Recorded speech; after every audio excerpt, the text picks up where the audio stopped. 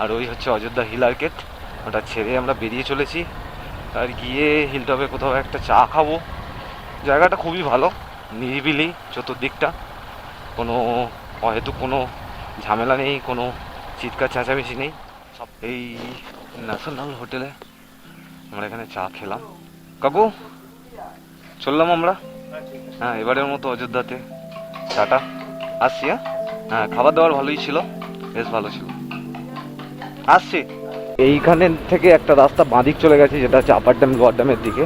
আর এই রাস্তাটা যেটা যাচ্ছে, এটা যাচ্ছে হচ্ছে বামনি দুর্গা রোড হয়ে একদম নিচে নেমে যাচ্ছে। মানে আমরা যাওয়ার পথে বামনি ফলস, দুর্গা ফলস এই দুটোই ক্রস করে নিচে নামবো। এই সমস্ত গাছপালা, এই পাহাড়, এই ঝর্ণা, এই সমস্ত কিছুকে টাটা বাই বাই করে দিয়ে আমরা চলে যাচ্ছি আজকে বাড়ির দিকে। আর এই অযোধ্যায় এসে প্রচুর অ্যাডভেঞ্চার হয়েছে এবারে, যে আমরাই নিজেরা এক্সপেক্ট করতে পারিনি যে এতটা অ্যাডভেঞ্চার হবে। তার উপর ওয়াইল্ড লাইফ তো আপনাদেরকে দেখালামই, কী পরিমাণে ওয়াইল্ড লাইফ এই জঙ্গলের মধ্যে বিরাজ করছে। মানে অদ্ভুত যে সমস্ত সাপ দেখলাম কাল, কি বলবো। আমরা চলে এসেছি হচ্ছে বামনি ফলসের এখানে। এই যে এই এরিয়াটা, এটা হচ্ছে বামনি ফলসের এরিয়া। এরকমভাবে করে দেওয়া হয়েছে এখন।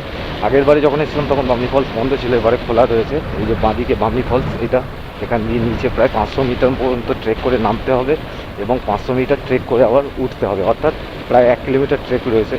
এবার যেতে যেতে ডান দিকে পড়বে তুর্গা, সেটাও আপনাদেরকে দেখিয়ে দিচ্ছি। আমরা চলে এসেছি এই যে দুর্গা জলপ্রপাত।